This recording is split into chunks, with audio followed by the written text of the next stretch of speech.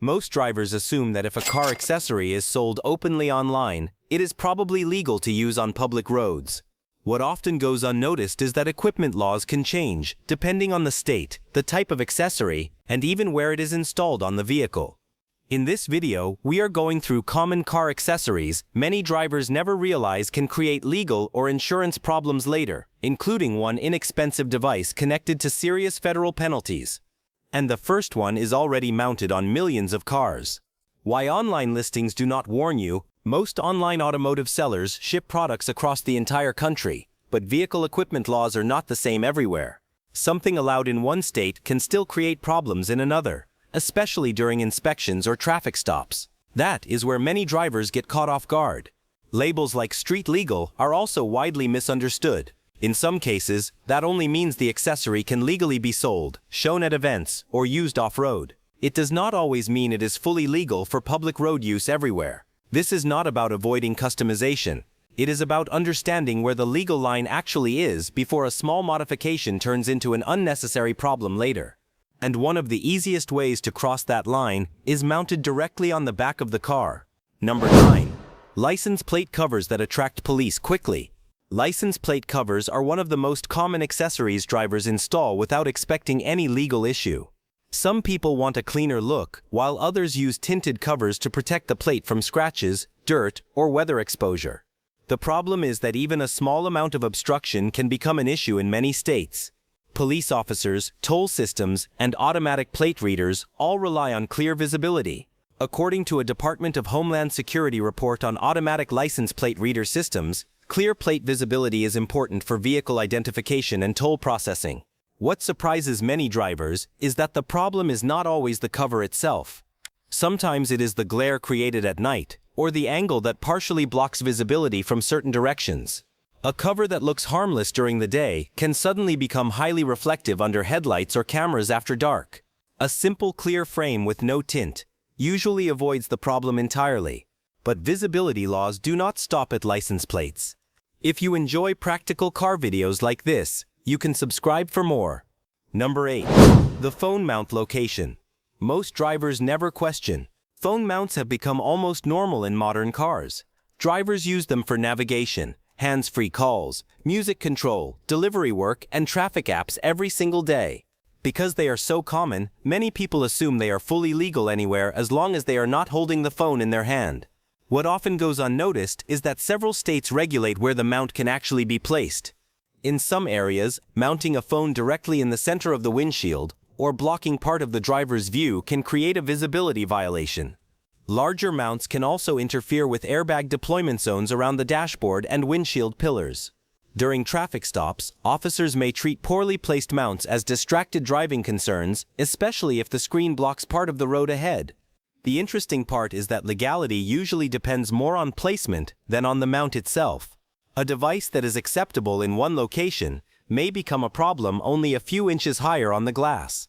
Many drivers never hear about this until they are already pulled over. And lighting accessories create even more confusion online. Number 7. The street legal label that confuses drivers. LED underglow kits have been around for years, but online marketplaces made them easier and cheaper to install than ever before. Many drivers buy them for style, car meets, or simply because they like how the vehicle looks at night. The confusion starts with the phrase street legal printed on many listings. A lot of people assume that means the lights are fully legal while driving in every state, which is not always true. Some states allow underglow only while the vehicle is parked. Others restrict certain colors completely because flashing blue, red, or moving light patterns can resemble emergency vehicles. Even static lighting can become a problem if it creates distraction or uses restricted colors visible from the front or rear of the vehicle. What makes this more confusing is that the kit itself may be legal to own and install, but not legal to actively use while driving on public roads. That difference catches many drivers off guard, because the packaging rarely explains it clearly. But some accessories create problems simply because they make the car harder to identify. Number 6. The cover that can get your car pulled over at night. Smoke tail light covers became popular because they give vehicles a cleaner and more aggressive appearance. Many drivers install tinted film or darker lenses to match black trim, wheels, or darker paint colors. During the daytime, the change often looks subtle, The problem usually appears at night, when visibility standards become much more important. Tail lights are designed to stay bright and clearly visible from a distance, especially during braking or bad weather. Once darker film or covers reduce that brightness, reaction time for drivers behind the vehicle can also decrease. In some states, even slightly dimmed lighting can fail inspections or trigger equipment violations during traffic stops. A lot of drivers do not realize this until they are asked to remove the film or receive a fix-it ticket. There is also another issue many people never think about. If another driver claims they could not clearly see the brake lights during an accident investigation, darker tail lights can suddenly become part of the discussion afterward. And the next accessory becomes a problem the moment you cross into the wrong state. Number 5. The state line problem. Most drivers do not expect. Radar detectors confuse a lot of drivers because the laws surrounding them are not consistent across the country. A radar detector simply alerts the driver when police radar signals are nearby. A radar jammer is completely different because it actively interferes with those signals. Many people mistakenly think they are the same thing, which creates confusion before legality even enters the conversation. Radar detectors are legal for passenger vehicles in most states, but there are important exceptions. Virginia still restricts their use, even for regular passenger vehicles. There is also another detail many drivers never think about. Entering certain military bases with a detector mounted on the windshield can lead to confiscation at the gate. The reason this catches people off guard is simple.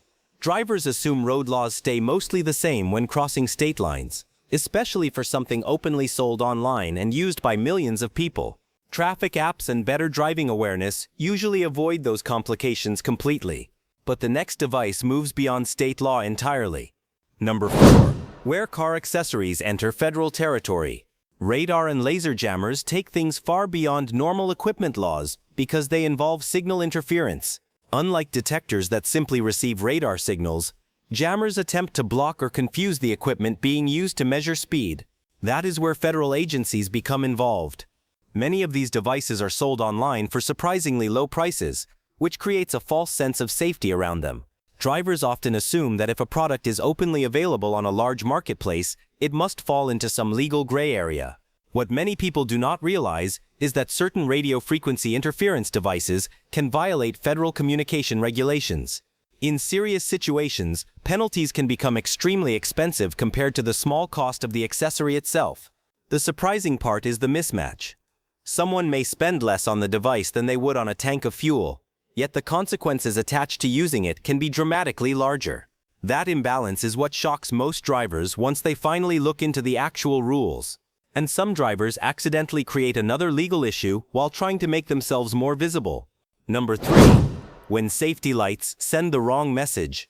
Flashing LED bars are often marketed as extra safety lighting, especially for drivers who travel at night, work roadside jobs, or want more visibility during bad weather. The issue is that many states regulate flashing light patterns very strictly because certain colors and strobe effects are reserved for emergency and service vehicles.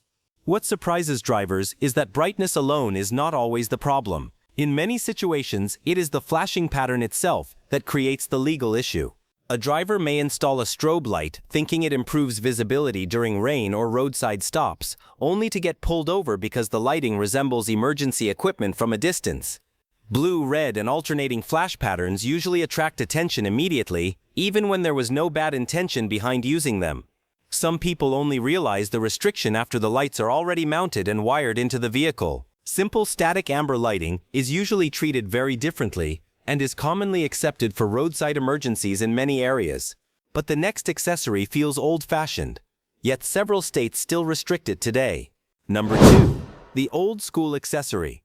Steering wheel spinner knobs were once extremely common on older trucks, tractors, and large utility vehicles. The idea was simple. Drivers could turn the wheel faster with one hand during tight parking or repeated low-speed maneuvering. Even today, some people still install them because they look nostalgic or make steering feel easier in certain situations. What many drivers do not realize is that several states still restrict or regulate them because of older safety concerns.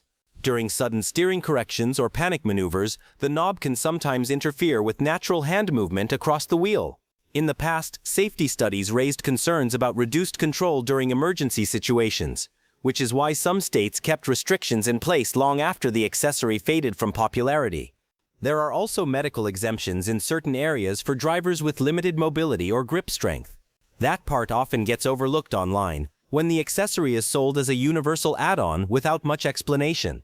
It is another example of how older automotive trends can still carry legal baggage decades later. And the final item surprises people because it is often sold as a simple anti-theft upgrade. Number 1. The security accessory that can create bigger problems after a crash. Quick-release steering wheels are popular in some car communities because they add a racing-style appearance and can also act as a theft deterrent. Some drivers remove the steering wheel entirely when parking, making the vehicle harder to steal.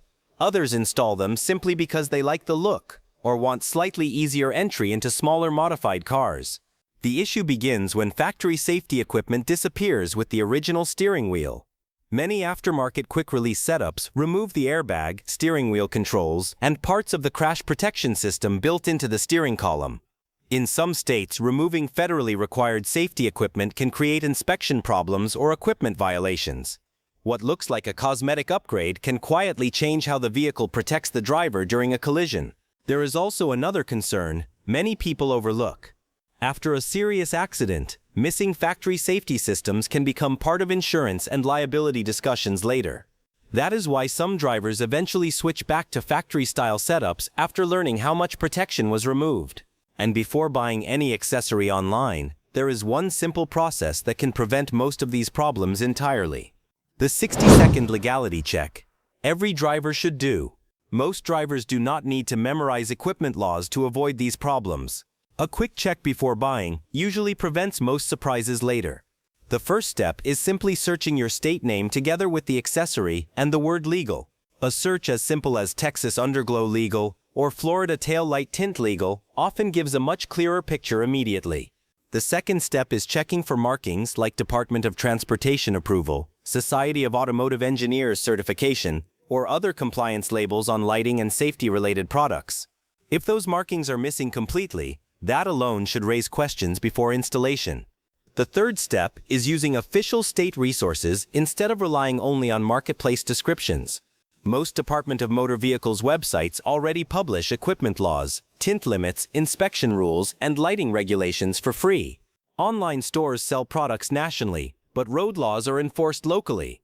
That difference is where many drivers accidentally get caught off guard. And that small habit can save drivers from expensive surprises later. Final thought. Before buying the next cheap car accessory, most drivers never end up in trouble because of one massive modification. It is usually smaller accessories that seemed harmless at the time. A tinted cover, flashing light, cheap jammer, or missing safety part can quietly create problems long after installation, especially during inspections, traffic stops, or accident investigations. The surprising part is that many of these products are sold openly every day, which makes them feel completely normal to buy. Customization itself is not the problem. The real difference usually comes down to understanding how local laws treat certain equipment once the car is back on public roads. A few minutes of checking before buying can save a lot of frustration later. If this kind of practical car information is useful to you, you can subscribe for more videos like this.